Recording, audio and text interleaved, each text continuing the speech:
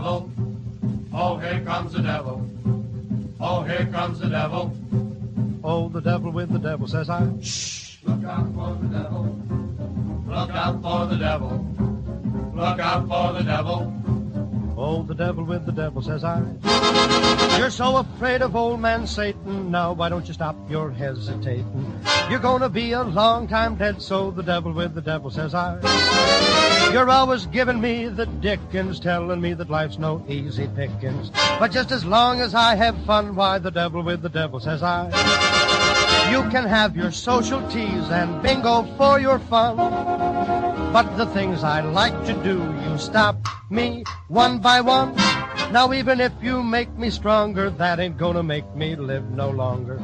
So even if I go to shh, the devil with the devil, says I. Look out for the devil, look out for the devil. Oh, the devil with the devil, says I.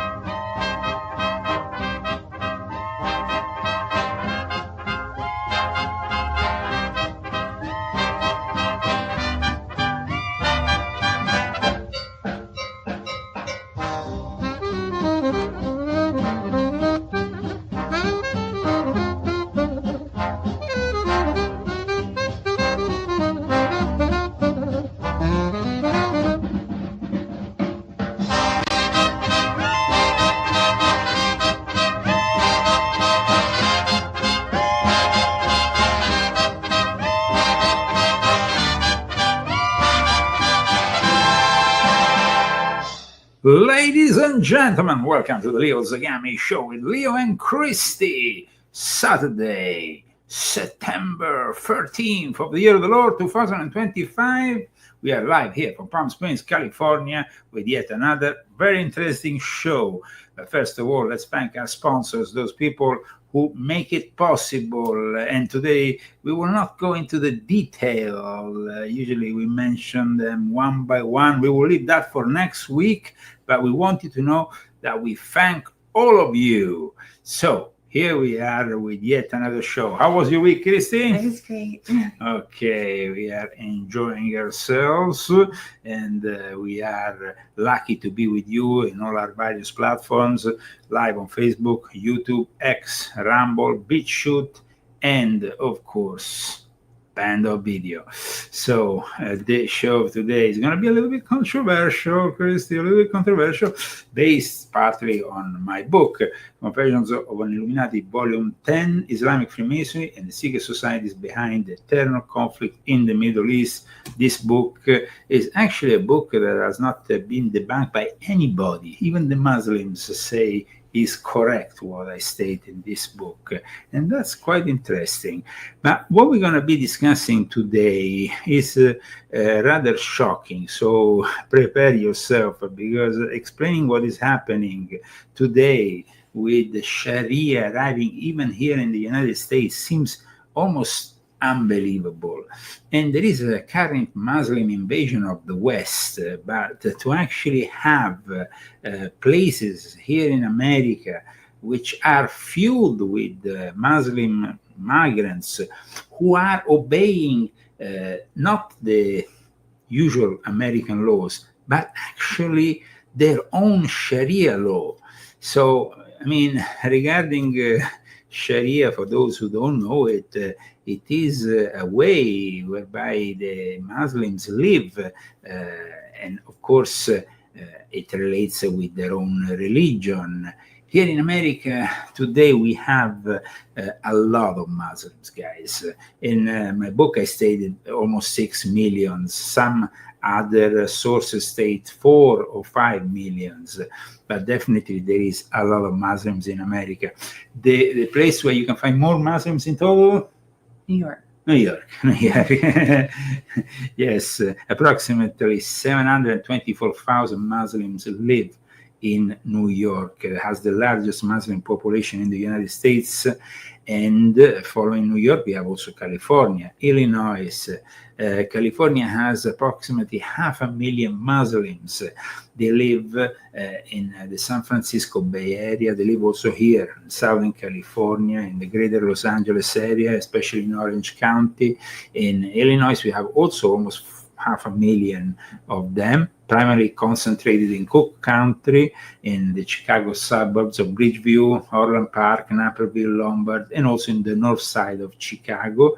And they have significant communities also in Springfield, always in Illinois. Then we have also New Jersey with around 300,000 Muslims.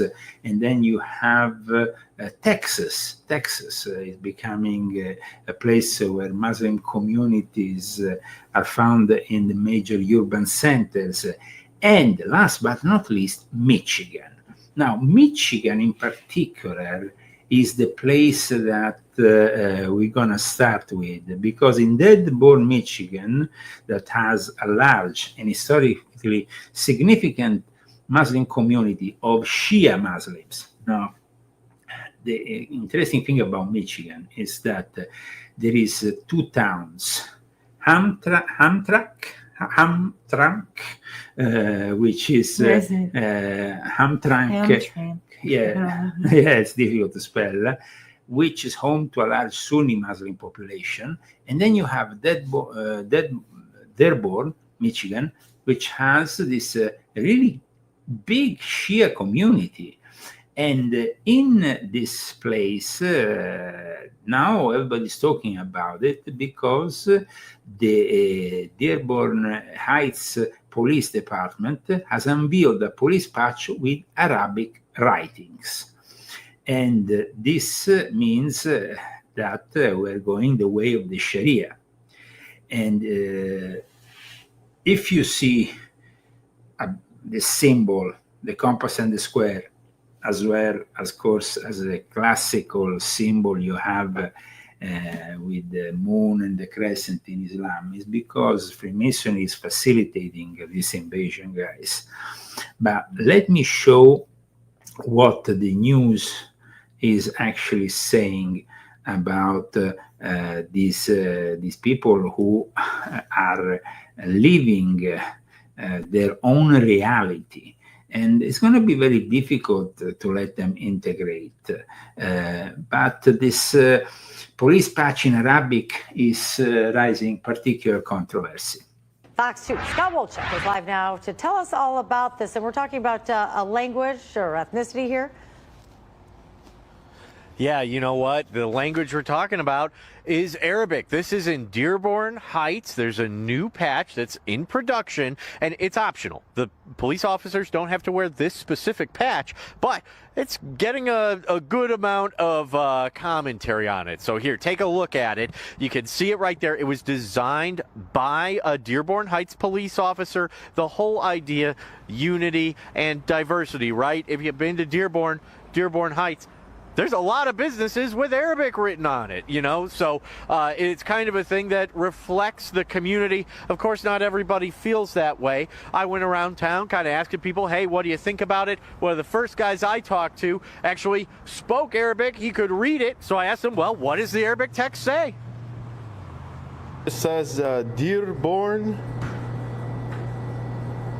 Hatis. Dearborn Hatis Shortak. Short. Cool. So I think I got it somewhat right. We have a lot of Middle Eastern community around Dearborn Heights and Dearborn. So I think it's cool that they're introducing it first time, you said, in the United States of America. So I think it's pretty cool. I guess that's the culture down here is highly Arabic. So I guess it's, you know, in my opinion, I guess it's okay. I mean, like I said, it's different. I don't agree with it, but I don't disagree with it. It is the first one in the country to have Arabic on it. What do you think? Wow. Awesome. I wish I knew how to say awesome in Arabic. Do you think there's probably some haters out there? Of course. Well, that's everywhere, though. Well, haters, let me show you a little bit about Dearborn, because, guys, we're talking about a place which is like no other in the United States, where the Shia community is really strong. We have institutions like the Islamic Center of America based there, and we have the oldest and largest Shia mosque in North America. We have also the Karbala Islamic Education Center. I repeat, the Shia Islamic presence in Dearborn is also particularly connected to immigrants of Iraqi descent.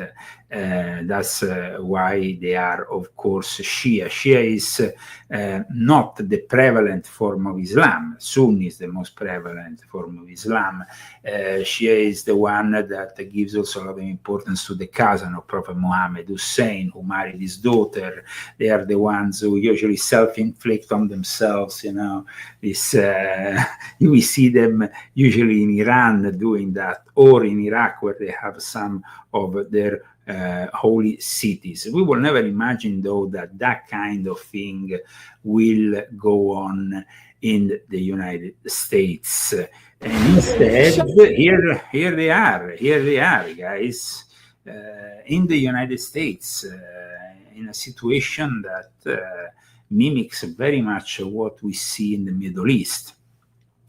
This is Michigan. It's not the Middle East. This is Dearborn, where they have finally decided to have this Arabic patch for the local police forces.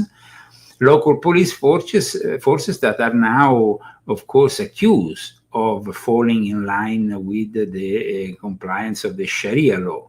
You see also all the flags, of course, Palestinian flags, very much connected also with Hamas. Hamas is Sunni, though Hezbollah, for example, present in Lebanon, is a completely Shia organization, and also Hamas is financed by Iran, as we know. I repeat, everybody's free here in America to follow their own religion, but to see this, it's with the characters like the one we are just seeing here, that looks like out of, Scary. It is a little bit scary. The fact also that they are really bringing along with their own tradition also their own laws. And here they are. They are present in Dearborn Heights, going around, and Sharia is, like I said, something that should stay out of the United States of America. Sharia law is considered a parallel legal system, though they say is not. Is a personal conduct for many Muslims, of course, guiding spiritual and ethical behavior within the framework of U.S. law, at the moment at least.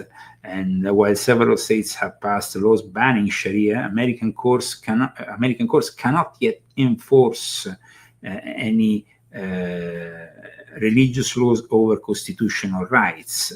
So this is a very precarious situation, guys, at the moment. And that's why I decided today to talk about it, because it seems like we are having a big problem with the integration of Islam. Now, I'm not saying that all the Muslims, of course, are a problem. And a lot of them are peaceful. They are people who work. But because of the fact that they produce so many children, because of the fact that their path to success in America seems to almost be facilitated. Now, at the moment, it's facilitated by a party in particular, which is a Democratic Party. The Democratic Party has managed to bring, I think, at the moment, 4 Muslims in Congress. At the 119th Congress, we have 4 Muslims that currently serve, all in the House of Representatives, and all being, like I said, members of the Democratic Party. Amongst them, of course, there is some individuals that are very despicable. One in particular, which is known because she apparently even married her own brother to give him American citizenship, is Ilhan Omar. She is suddenly worth $30 million. How she made this $30 million is a little bit complex to understand. She represents the state of Minnesota, and she has a salary of less than 200,000. So this 30 million become a little bit, how she made 30 million? Mm-hmm. Who is backing her? Who is behind her? She's totally vehemently anti-Semitic. Now, we know that a lot of people in the so-called alternative media are anti-Semitic at the moment, especially because of what is going on in Gaza. I will remind them that the real enemy at the moment is Islam, the real enemy of the West, that is not integrating, that is creating a lot of problems in countries like, for example, the United Kingdom, countries like Germany, Sweden, France. Europe is already at the next level of, let's say, of not being able to integrate them. So it's good to maybe listen to what is happening in Europe, because of course they are also bordering with a lot of Muslim countries. But to see Dearborn with this kind of marching delirium.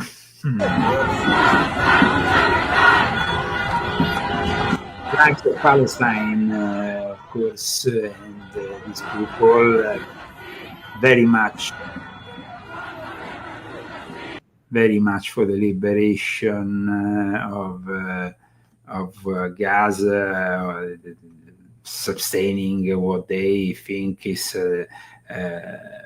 the right thing to do with their own ideas that are unfortunately becoming also the ideas of a great chunk of Americans that are following into this anti-Semitic behavior. What's your idea, Christy? I mean, it's quite shocking, you know? I don't know. At this point, I'm not very shocked. You're not very shocked, eh? Not very shocked. Well, let me... I mean, it is a shocking thing. I mean, but lots of shocking things are happening, so... This is what is happening in Great Britain. Good evening, welcome along. It's time to sack Home Office staff. Home Office advisors looked at the Southport incident and used it as an opportunity to downplay Islamist extremism and class more people as far right. They spent 5 months writing a report into the counter-terror program. So it's always like this. They downplay the Muslim problem, the Islamic expansion. And from my own personal experience, and I explain this in the book, they present themselves as very peaceful, and they don't present themselves as a threat. But when you actually speak with them, within their own families, their inner circles, they want to raise the flag of Islam in Washington, D.C., in Rome, in London. They have already done that because the mayor is Muslim, and because most of the mayors in the United Kingdom are Muslims. We can say that the United Kingdom is already a foreign nation. And this is a big problem, of course.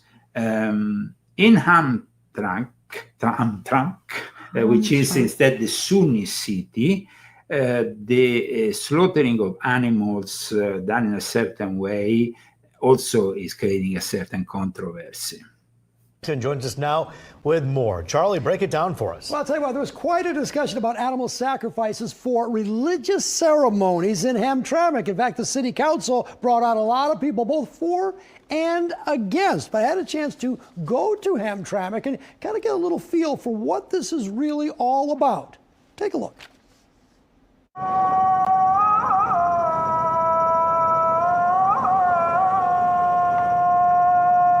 Do you think, though, now that it's legal in Hamtramck to sacrifice the animal, that people will be doing it in their backyard? Yeah, we do it.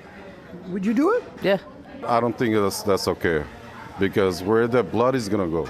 Instead of going like an hour away to to the farm, they can do it at the house. My opinion is not safe. But so you sacrifice the animal every Eid al-Adha. And then you come back and eat it. With the family. It's like a turkey day. Yeah. Like Thanksgiving. Yeah, like Thanksgiving. But there does appear to be a state law that allows animal sacrifices for religious purposes, and the Hamtramck City Council knew this. There's no way we can ban it. There's no way we can prohibit people from practicing it. Yet people in the audience had very different opinions about sacrificing animals. It's very hard for DPW. They're going to go crazy about this. They cannot control this. No way. You could go to New York City to have Yom Kippur celebration for the Jewish people of the Jewish faith. On the streets, on the sidewalk, they have hundreds and hundreds and hundreds of chicken. They slaughter it not even in their houses, on the public street. Keep it down, please. Keep it down, please. So despite all of the controversy and the opinions back and forth in the city council, it was approved. It was close, but it was approved. So here's what you have to do. If you want to slaughter an animal for a religious purpose at your house, you have to notify the clerk at least a week in advance. And then the clerk afterwards will, or someone from the city will have to come out and make sure you clean up everything, and you must make sure that it's not open to public view. They had some penalties in the ordinance. First reading, they got rid of the penalties though. So this is really a religious ceremony. And what's interesting about Hamtramck is for years it was banned.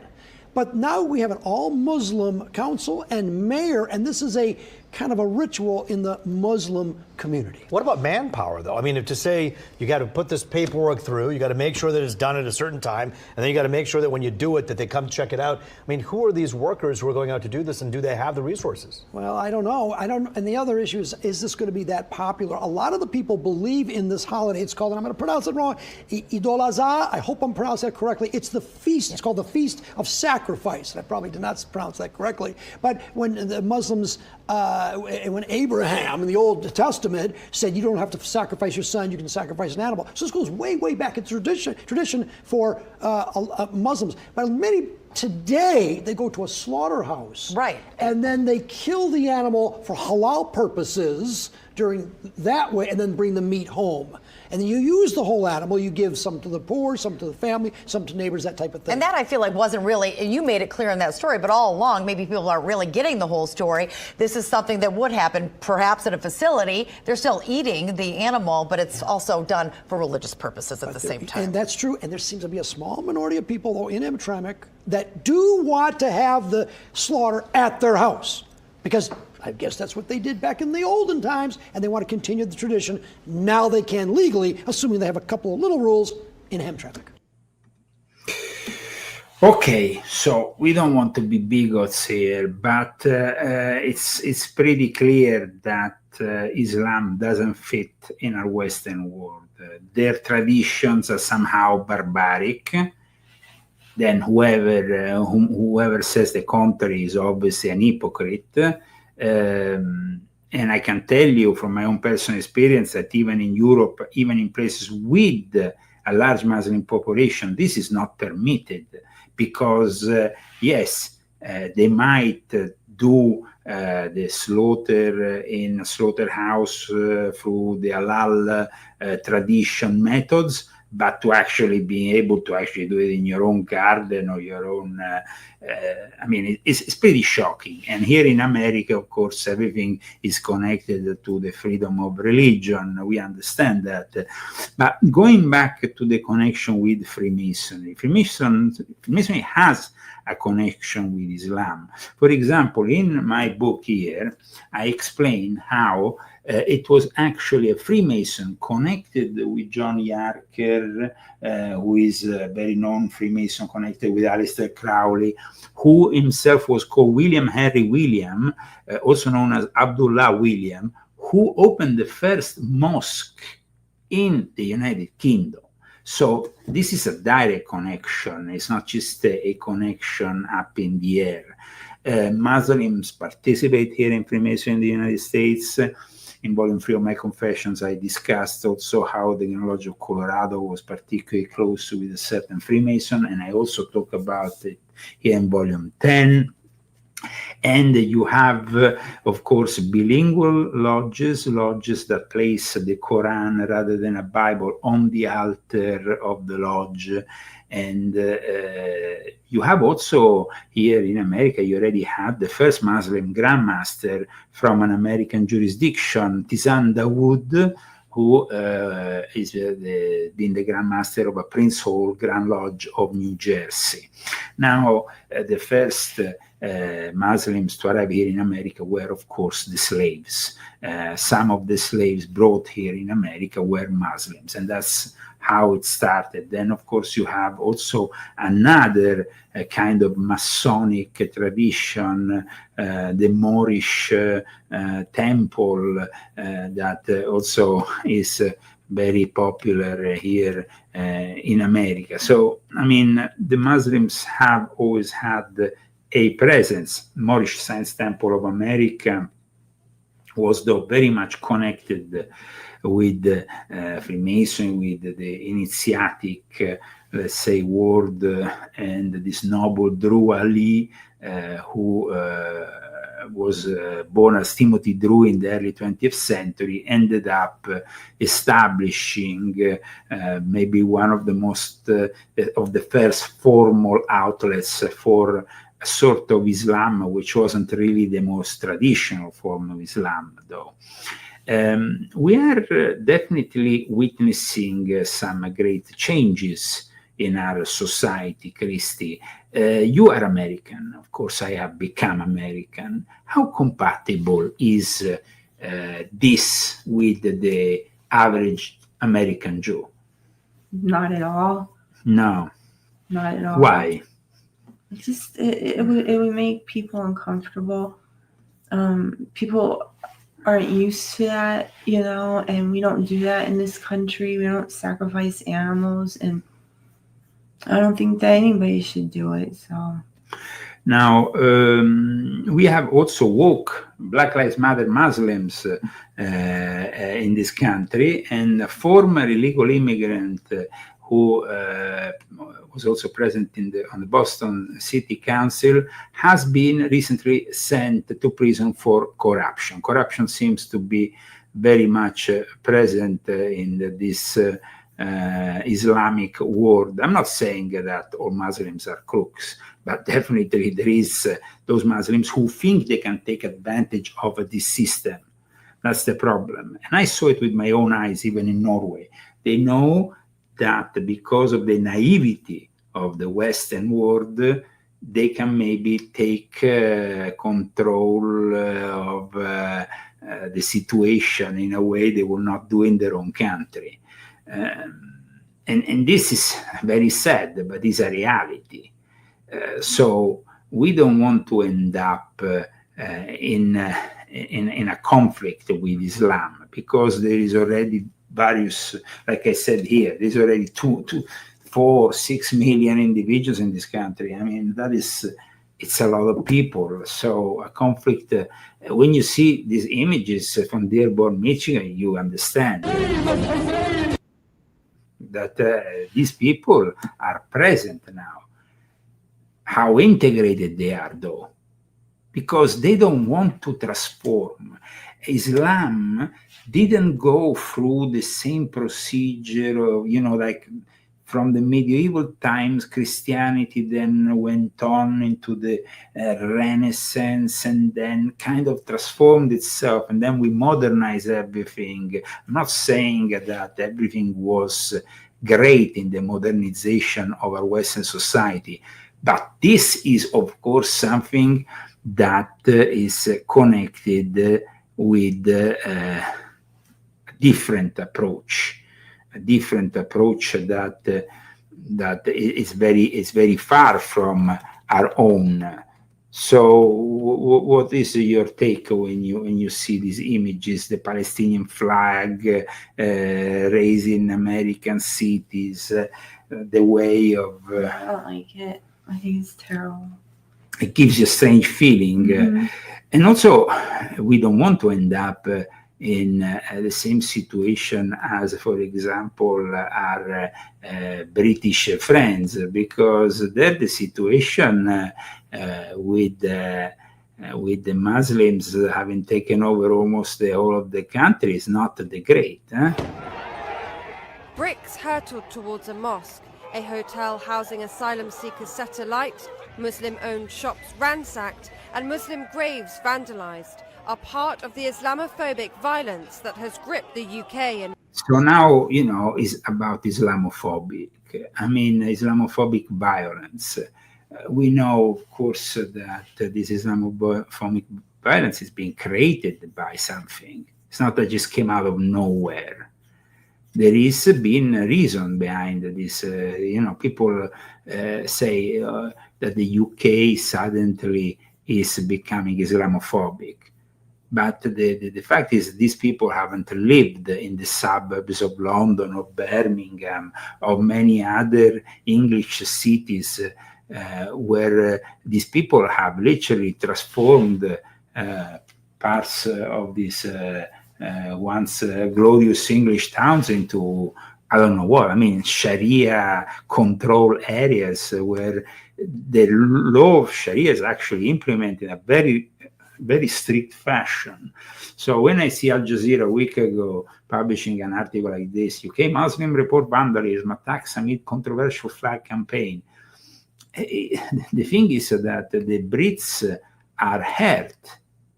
And so it's true, they are going now after the Muslims, and it's not a pleasant thing.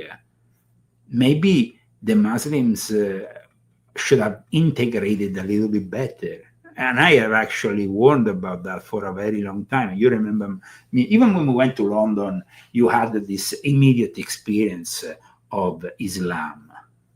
Isn't that the case, Christy? You were pretty shocked when you went there the first time. Well, it was the first time I had been to England, and I was expecting something else, like what you see on TV, and it wasn't like that. Here it says like that at all. So.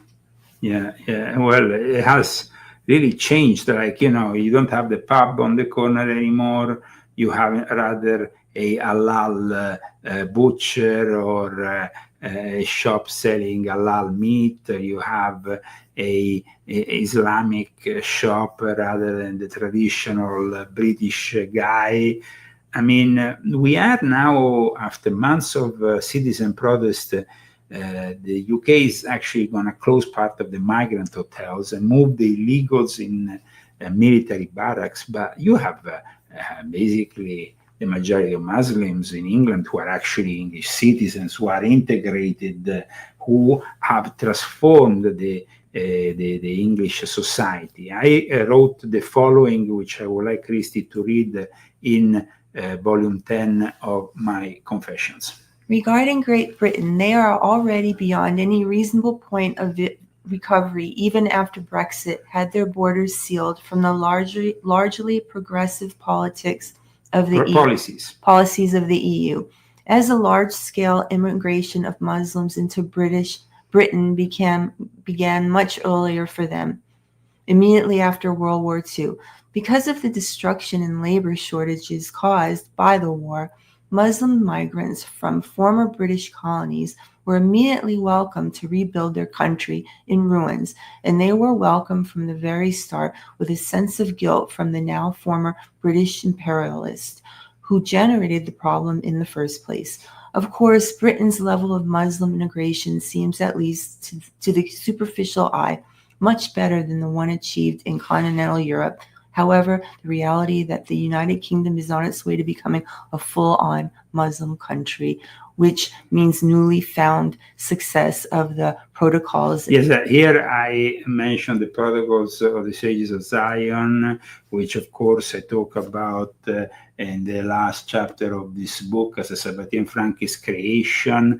It seems though the Sabbatean Frankists who were involved, in fact, with John Yarker, through the Asian Brethren, the Sad Baha'i, and all that.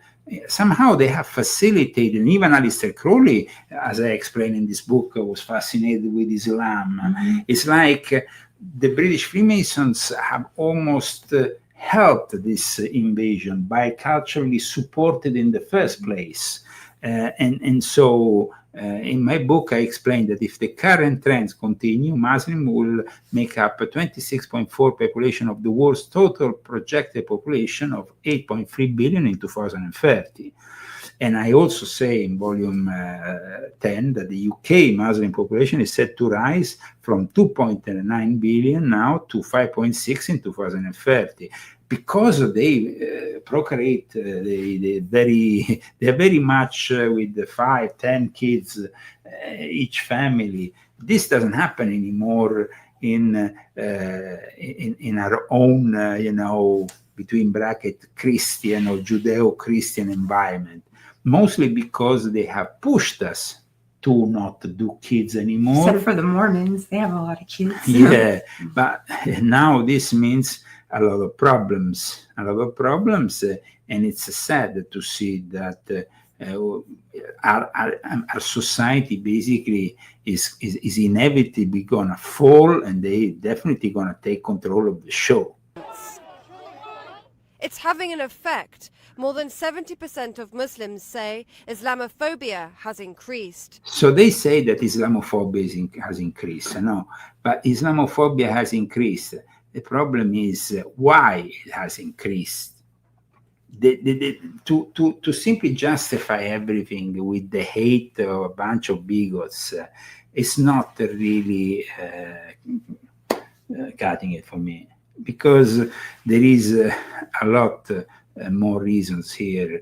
And at the moment, let me just give you an idea of what is happening around Europe, aside from the United States, where we already seen a couple of the cities that, by the way, have voted also in large majority because of the religious leaders for Donald J. Trump. Donald J. Trump has accepted this vote, and in a way has compromised itself by, I mean, of course, everybody can accept the vote of anybody, I guess, but the fact that there was this large percentage of the Muslim population that supported Donald J. Trump, and now Donald J. Trump should work on the integration of these people, when instead nobody talks about them. And it actually, it happens that the first generation that arrives here in the United States is not probably the one that's going to create problems, because they want to work, they want to give a future to their kids. We have seen and noticed in France, in England, that is the second, third, or fourth generation of these immigrants who have not managed to fully integrate, because in the end they stay in their ghettos, in their suburbs for the rest of their life, and it's there where they get actually recruited by the fundamentalist forces, the Salafis, who at that point can bring them to Al-Qaeda or ISIS or any other terrorist group very easily. They can get recruited in this kind of situation. And we had, of course, people like Barack Hussein Obama, who facilitated very much this process. We also had, though, the neocons, because after 9/11, it was actually, you will not imagine that the Muslims will actually come here in greater numbers. Yeah, but if you go and see the numbers of immigrants from Muslim countries in 2004 and 2005, they multiplied in a way that was unexpected, because not only they, people initially were very skeptical about the Muslims after what happened with 9/11. And it might not have been totally their fault, because we know there was a collusion of forces, of dark forces, between the Western Illuminati and the Middle Eastern Illuminati to make that possible. However, rather than diminishing the immigration, they become the first countries for obtaining green cards in between 2004 and 2005. This became quite obvious.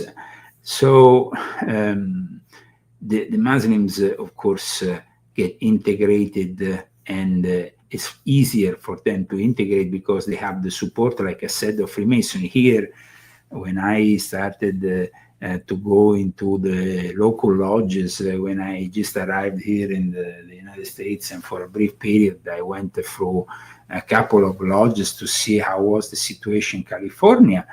They told me that aside from the occult element, which is starting to rise, the one, of course, close to Aleister Crowley or other occultists, there was a very large Muslim presence. So it's a kind of a paradox, because you could find the drag queen as well as the Muslim in a lodge of Freemasonry. It doesn't make any sense. That's how it is. Now, in Germany, over half of Berlin's new police recruits need language training. We know that at the time Angela Merkel, the former chancellor, let millions of Syrians into Germany, and that often their crimes were not reported. Now, the incredible thing is that they are actually employing them as policemen. And another interesting thing is that when these policemen eventually arrest these immigrants, they are forced into report to the authorities, officially report them as Germans, not as immigrants. So this makes it easy for the widespread leftist nonsense to continue saying, "Oh, it's the Germans continue having a high crime rate." See what it says here? I'm supposed to register them as Germans? That makes me feel like a liar. German police officer blows whistle on migrant crime cover-up in police stats. So this is how it works. It's shocking. It's really shocking. And this is what is happening in Germany. And at the German elections recently, we have really a big problem in Germany, because the representatives of Alternative for Deutschland, these candidates of Germany's right-wing party, at least describe it as a right-wing, are dying, are being killed. Now, a total of 7 in recent weeks have met their creator without really the authorities explaining why this is happening. So it's like in Germany, they are eliminating the possibility that the far right, that is rising in numbers and becoming a real threat for the system, might emerge, because they are literally killing their representatives. It's insane, but this is what is happening. And we saw, of course, what happened in the UK. We described it, but then you have also Sweden. Sweden was a very tranquil place, I mean, Sweden was a place in the 70s. It was all about the Swedish porn or the Swedish ABBA. How is it? The group ABBA, no? ABBA, singing. Let's say that they're. You think of blondes with braids. Yeah. A very innocent culture, by the way. I lived in Scandinavia many years, as you know, and it's a very innocent culture. And suddenly things started to change. And I must say, in Norway, they probably managed to integrate them a little bit better, because completely outside of the EU, completely outside of any, they forced them into accepting the Norwegian culture by forcibly integrating them in their parades, in their things, in their language. Though I must say that even in Norway, there were certain areas of Oslo that were starting to become a little bit of a Muslim ghetto. But in Sweden, it's much worse. Of course, I'm not saying that Norway is better, because I haven't been there for a long time. Maybe now even there.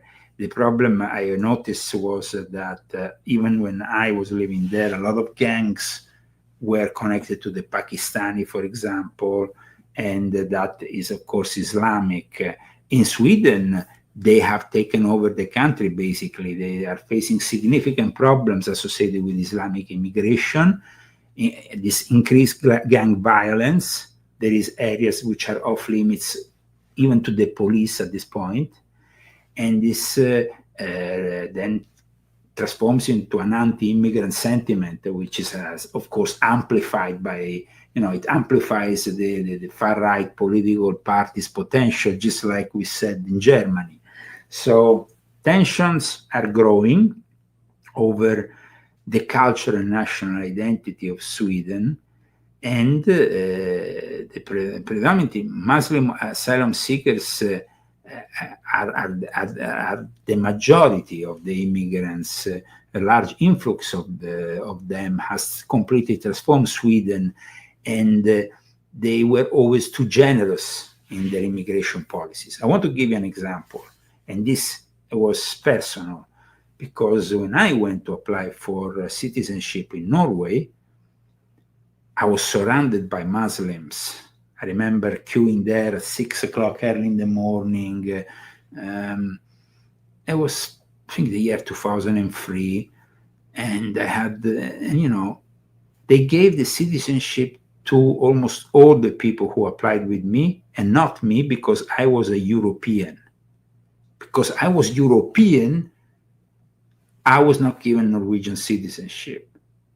Even later, when I had a child who was Norwegian, I wasn't given Norwegian citizenship because I was Italian. If I was from Iraq, from Turkey, from some Arabic, any other Arabic country, I would be given that Norwegian citizenship. It's insane. That is insane. That is meaning that if you emigrate from France or from Italy or from another country to Norway, you have less possibilities of making it, because you will never be granted the citizenship, than these people. I think that's insane. What do you think, Casey? Yeah. I mean, it doesn't make any sense. Some Americans would think that, it was already Europe, Norway. I mean, it's out of the European community, European Union, sorry, and it's part of Schengen. In the past, has integrated in some way, but it's always out of the. So in any case, so what's the reasoning? It's like It's like Switzerland. That is not Switzerland is not part of the EU. So I wanted the passport that wasn't EU, but I also want to live in a country where I was granted citizenship, because I had worked for many years in that country. I thought I could actually get that citizenship. And a lot of people said, don't worry, they give it to everybody. Yes, they give it to everybody who is not European. In Sweden, spread of gang violence wrecks Sweden's peaceful image, you see? And gangland shootings, bombings, plagued Sweden's biggest cities. And the women, they get they get, of course, raped. It's really hard on the women, and in Germany too. Very much, absolutely, because they have no respect, and the police and the system is actually protecting this immense chaos. This is protecting this whole thing, and if you say something, you are accused of Islamophobia. You are not able to say anything. So it makes it very difficult for people, Now, I repeat, it's because they have been let into the West more and more, and the way they have been let into the West,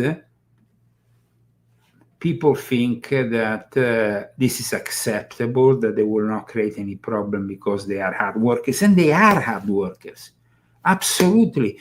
They focus on their family, on working, on doing things that the Western people, because of all the brainwashing we had in the last few decades by this increasingly progressive and degenerate society, they have, promoted abortion since the 60s and 70s, pushed it as the normalization of abortion, pushing every value that is contrary to what we were as Christians.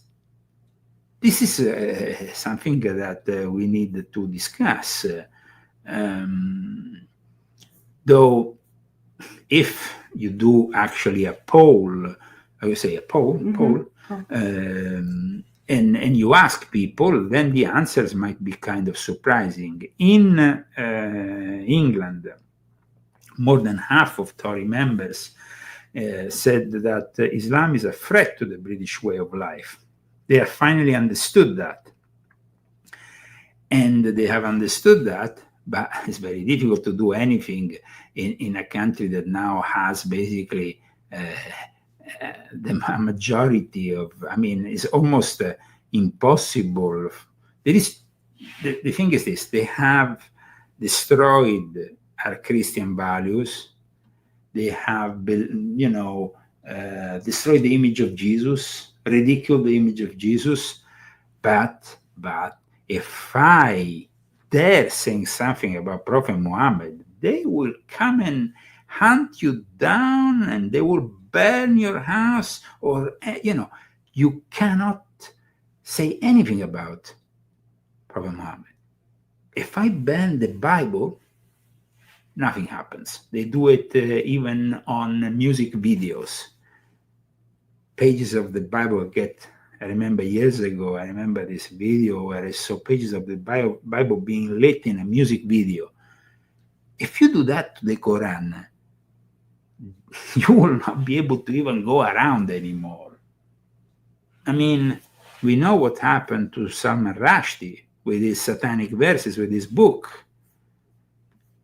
He basically, after decades, while he was giving a conference, they knifed him and he lost his eye. It's insane. They ignored the fact that Islamists are responsible for 95% of terror-related deaths since 1999 and 88% of injuries. And they decided to class jihadi terror at the same level as the Movement for Sikh Independence and the Earth Liberation Front. At the same time, they wanted people who dare to mention two-tier policing or, hey, taxpayers' money spent on migrant hotels to be classed as far right. They said that Pakistani rape gangs were alleged grooming gangs, and they only mentioned them in the context of far-right people using them to whip up racial hatred. They are a disgrace and should be sacked for that alone, in my view. And Tommy Robinson, who denounced those grooming gangs in and out of prison, now finally it seems like maybe they are changing their mind in regards to giving them hotels, and the Defense Secretary John Healey just said this. It's going to make is that I think you'll start to see Keir Starmer insist that dealing with the small boats, solving the illegal immigration crisis, is part of the job for the whole of government, not just the Home Office. So with the Home Office, I have been putting military planners into their border command and into their planning for the future. And we are looking at the potential use of military and non-military use sites for temporary accommodation for the people who come across on these small boats that may not have a right to be here or need to be processed rapidly before we can decide whether or not they should stay or whether or not we deport them like we have done in record numbers over the last year. I'm hearing that as a yes, there will be military facilities used. Can we expect to see that before the end of the year? So those are decisions we haven't taken yet, but it's work we're doing at the moment, and we're doing it jointly with the Home Office. So in England, in Great Britain, they want to finally put them in military camps before maybe deporting them or processing their eventual possibility of staying in the country. However, they get accused from the Muslim media of Islamophobia all the time in England. 60% feeling at risk of harm. 4 in 10 say they feel their mosque could also be at risk. And 1 in 3 say they've had enough and want to leave the UK. Oh, well, they want to leave the UK. Wow, maybe they finally leave. Muslims, that comes from pure ignorance. You know, they don't know about Islam. They don't know, what we truly believe. And so they just feed off the media. You know, they believe what the media tells them, and that drives. Now, the thing is, I know what Islam is about. You read this book, and this book has been even endorsed by a sheikh who couldn't really debunk it in any way because I stick to the facts. And this is very important. So I suggest you all read the volume 10 of my Confessions. It's an objective take on things. Of course, I'm personally somebody who has suffered because of Islam. Islam and the people of Islam have taken my child, who they still keep, and I will probably never see because now he has reached the age of 19 years of age. He has never contacted me. They probably brainwashed him in favor of a view that demonizes Leo Zagami, because Leo Zagami doesn't accept the Quran, or Leo Zagami doesn't accept their Muslim ways. Well, the thing is that they don't integrate, and it's either their way or is no way. That is the truth. And you can be fooled by them if you don't have a direct relationship with them. But once you start really knowing them and what they say behind the scenes about the rest of the society, and how they look down on the rest of the society, like, we are Muslims, we are better than them, they are kafir or whatever, they are sinners, they are people who don't deserve anything better in their life because they don't have Allah, they don't have Muhammad, peace be upon him, and all the rest. Now, guys, it's a problem because maybe in the initial stages, this immigration in some way might be acceptable, but then you will see that they will go further, and it's going to be very difficult.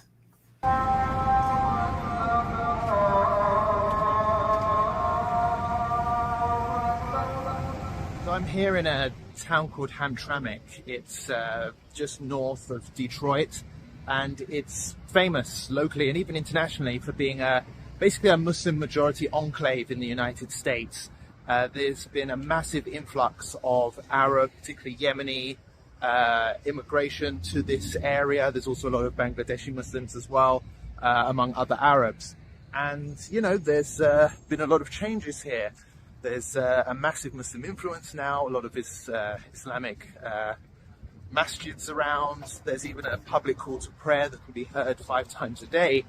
And the fact is you can see hijabs everywhere, burqas, brothers with beards, mashallah, there's Yemeni shops everywhere. And, we always hear all the time about how, Muslim immigration is bad, it's evil, it's going to destroy Western society. Well, Muslims, if I'm going to be frank, have basically taken over here in so many words, culturally speaking. But I've spoken to officials here. Well, this guy comes from England here to the US and has a positive view of the whole thing. Who's paying him? It's done nothing but enrich this local community. Ooh. Get better. Ooh. Has it turned into a third world shithole? No, it's a beautiful part of America where there's good food, good atmosphere, and everyone gets along absolutely. Okay, so we hope that's the truth. But if it goes the other way, that's the thing, you see. It's very pleasant at the beginning, even, this cultural enrichment, the possibility to have good food, to have, it's nice, you have a different, but then it's like, showing you, the nice things and then tricking you into believing something when in reality they're about to stab you in the back. So, I hope I'm wrong here. I hope that we are on the road to integration. I hope that even in my book, Confessions of an Illuminati Volume 10, but we need to be aware of this culture. The fact that the ordinary American doesn't have an idea or knows the difference about Shia and Sunni, and so they don't know that what goes on in Dearborn is different from what goes in that other town. How it's called? I don't know. Yes, which Amtrak. It gives you an idea that we need to really understand, the different ways of Islam, and we have to also tell them you need to integrate and to actually demand the local authorities to slaughter an animal in your garden. It's not really the way, guys. You can simply have an halal slaughterhouse and do it there. You don't have to invade completely the American way and transform it into an Islamic country. Because if in the end your objective is to raise the flag of Islam on the White House, well, then that's not really something I think the majority of Americans are going to accept. Isn't that the case? No. I mean, you can be fooled. And I have to say, I'm loving it. I'm absolutely loving it. Well, why don't you go back to Great Britain, my friend, if you are loving it? It's a problem. For sure, media did not play a good part, especially from last year when the Gaza conflict happened. I felt like they spreaded false information. Yeah, well, Gaza is full of false information also from Hamas, not only from the Israeli side. And it's really like truth is the first victim of war. That's what they always say. But in any case, I hope you enjoyed today's broadcast. Christian, I want to thank once again the court sponsors who have permitted this show. Next week, we will address them all name by name. I advise you to, of course, get a copy of volume 10 of my Confessions, as well, though, as the Zagami family cookbook, which is, it's not halal. I mean, there is some pork. There is also vegetarian stuff. There is a lot of stuff here. It's very good. But you have also sausage and peppers that the Muslims can't eat. Whatever. In any case, Zagami Family Cookbook, authentic Italian cooking. Now, in regards to my identity, I'm Sicilian. We had the Muslims for free, or, like I described in this book, for a few centuries in Sicily. We kicked out their asses out of Sicily, and we protected Europe for hundreds of years from the Muslim invasion because we were bordering with them. So we are the guardians of the Christian faith more than any others. Unfortunately, they left their most hideous legacy, which is the mafia. I explained that in volume 10 of my Confessions. But we are tough. You know that. And so,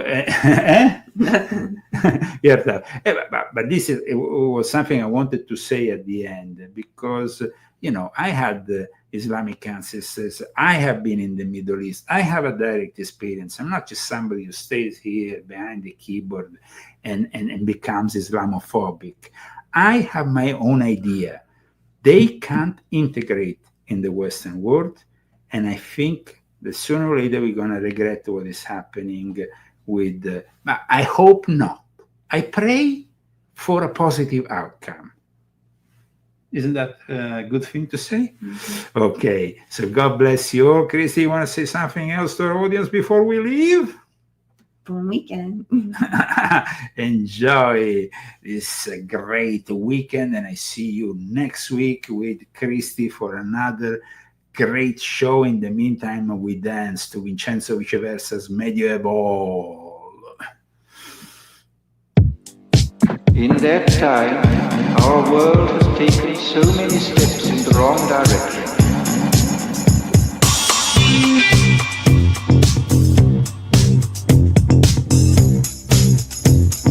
Yes, the rights of women are not really a big thing for the Muslims. Maybe they should modernize their religion. Just a suggestion. In the negative utopia, social organization, dehumanization, in the negative utopia, science, technology, social organization. Whoa!